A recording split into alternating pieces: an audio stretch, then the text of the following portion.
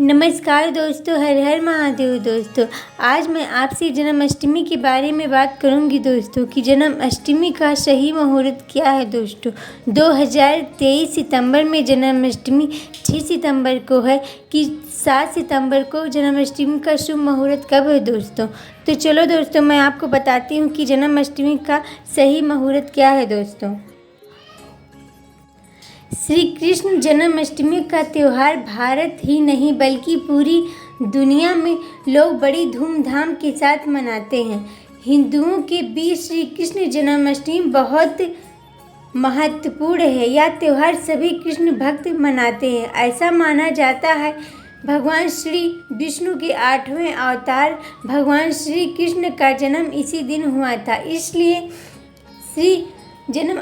कृष्ण जन्माष्टमी को भगवान श्री कृष्ण के जन्म दिन के तौर पर मनाया जाता है। त्यौहार के दिन मंदिरों, घरों और यहाँ तक कि सार्वजनिक स्थानों को भगवान कृष्ण के सम्मान में सजाया जाता है। साथ ही लोग जन्माष्टमी समारोह में भाग लेते हैं। हालांकि हर बार की तरह इस साल भी लोग में जन्माष्टमी की कन्फर्म डेट को लेकर कन्फ्यूजन बना हुआ है। तो दोस्तों, आइए जानते हैं कि श्री जन्माष्टमी सही डेट, शुभ मुहूर्त और पूजा विधि सहित अन्य सभी विधि बारे में। श्री कृष्ण जन्माष्टमी भाद्रपद महीने के कृष्ण पक्ष की अष्टमी तिथि को मनाई जाती है। भगवान कृष्ण रोहिणी नक्षत्र के दौरान इस धरती पर जन्म लिए थे, इसीलिए इस नक्षत्र का बहुत महत्व है दोस्तों। इस साल कृष्ण जन्माष्टमी लगातार 2 दिन यानी 6 और 7 सितंबर 2023 को मनाया जाने वाला है। गृहस्थ जीवन वाले भक्त 6 सितंबर को, जबकि वैष्णव संप्रदाय से लोग 7 सितंबर को जन्माष्टमी मनाएंगे। दोस्तों ध्यान से सुनो दोस्तों, गृहस्थ जीवन जीने वाले जो लोग हैं वो 6 सितंबर को ही जन्माष्टमी का त्यौहार मनाएंगे और उपवास रखेंगे दोस्तों। और जो साधु महात्मा वाले लोग हैं, साधु महात्मा है, वो 7 सितंबर को जन्माष्टमी मनाएंगे और जन्माष्टमी का व्रत रखेंगे दोस्तों। इस साल 6 सितंबर को जन्माष्टमी की तिथि शुरू होगी और 7 सितंबर को समाप्त होगी, जबकि रोहिणी नक्षत्र की शुरुआत 6 सितंबर 2023 को सुबह 9:20 से शुरू होगी और 7 सितंबर को सुबह 10:25 तक रहेगा। इस प्रकार अष्टमी तिथि और रोहिणी नक्षत्र दोनों को ध्यान में रखते हुए इस साल 6 सितंबर 2023 को जन्माष्टमी मनाया जाएगा।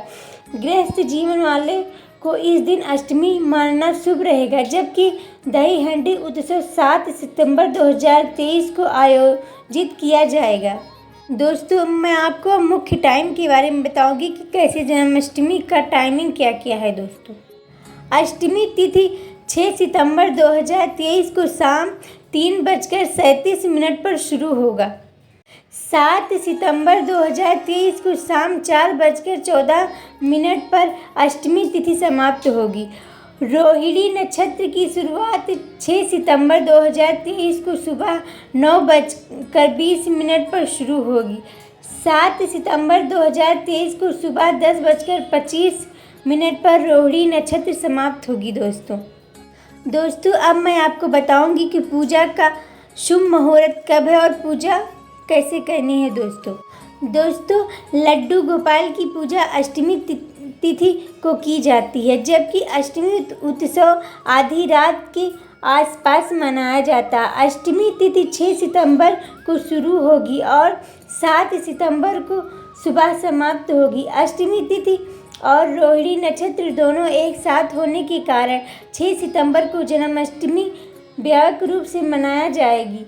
जन्माष्टमी पर पूजा करने का शुभ समय 6 सितंबर को रात 11:57 पर शुरू होगा, जबकि भगवान श्री कृष्ण का जन्म रात 12:42 पर मनाया जाएगा दोस्तों ध्यान से सुने दोस्तों, भगवान श्री कृष्ण का जन्म रात को 12:42 पर होगा और मनाया जाएगा दोस्तों अब मैं आपको जन्माष्टमी के महत्व के बारे में बताऊंगी कि दोस्तों को हमारे जीवन में जन्माष्टमी का क्या महत्व है। दोस्तों श्री कृष्ण जन्माष्टमी हिंदुओं का प्रमुख त्यौहार है। इस दिन पूरे देश में श्री कृष्ण जन्माष्टमी दोस्तों बहुत ही धूमधाम से मनाई जाती है। दोस्तों हम आपको बता दें कि भगवान श्री कृष्ण भगवान विष्णु के 8वें अवतार हैं। सभी इस दिन उनकी विधि विधान पूजा पाठ करते हैं। भगवान कृष्ण माता देवकी और वासुदेव के पुत्र थे। कंस के आतंक के बीच हुई बुरी स्थितियों में माता देवकी ने आधी रात को भगवान श्री कृष्ण को जन्म दिया था। उनके राक्षस कंस के कैद कर लिया था। कंस भगवान श्री कृष्ण का मामा था। बाद में भगवान श्री कृष्ण ने उसका वध कर दिया था। दोस्तों अब मैं आपको बताऊंगी श्री कृष्ण जन्माष्टमी की पूजा और अनुष्ठान की विधि। दोस्तों सबसे पहले कृष्ण जन्माष्टमी के दिन लोग सुबह जल्दी उठकर स्नान करते हैं। दोस्तों फिर अपने घर और पूजा रूम को सफाई करते हैं। पूजा रूम को फूलों, गुब्बारों और रोशनी से सजाते हैं। दोस्तों लोग लड्डू गोपाल जी को स्नान कराते हैं। उन्हें नए नए कपड़े, मुकुट, मोर पंख और आभूषण से सजाते हैं। दोस्तों लड्डू गोपाल जी पर चंदन का तिलक लगाएं, फिर फूल, विभिन्न प्रकार की मिठाई और पंचामृत भी चढ़ाएं। भक्त इस शुभ दिन पर भक्त गीत गाते हैं, साथ ही भागवत गीता के श्लोक का पाठ भी करते हैं। दोस्तों भक्त अपना पूरा दिन मंत्र जाप में बिताते हैं। दोस्तों इस दिन जो लोग बेहद हर्ष और उल्लास के साथ मनाते हैं। दोस्तों अब मैं आपको जन्माष्टमी की कथा के बारे में बताऊंगी। दोस्तों पौराणिक कथाओं के अनुसार दोस्तों द्वापर युग के अंत में मथुरा में उग्रसेन नामक राजा थे।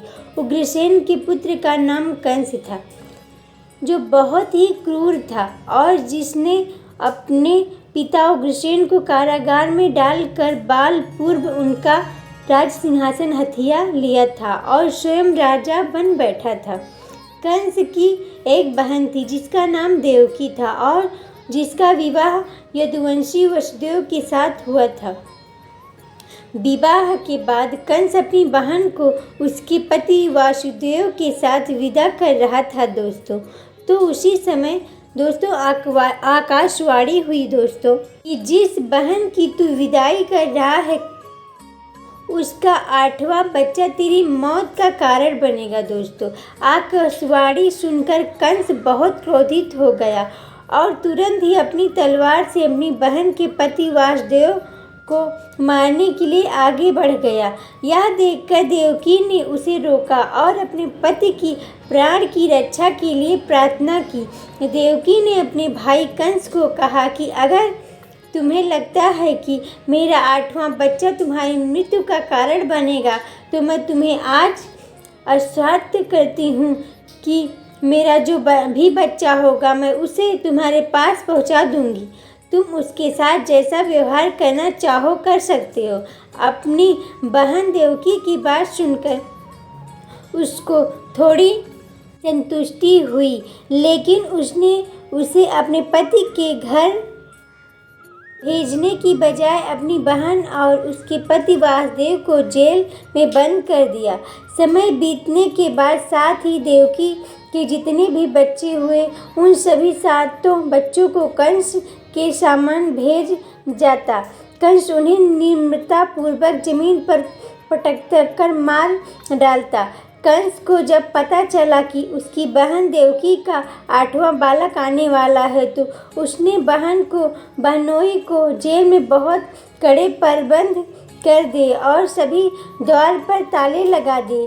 भादों की कृष्ण पक्ष की अष्टमी तिथि में रोहिणी नक्षत्र में भगवान श्री कृष्ण ने वहां जन्म लिया। चारों ओर घना अंधकार था और बाहर मूसलाधार बारिश हो रही थी। जन्म से पहले ही भगवान श्री कृष्ण वहां प्रकट हुए।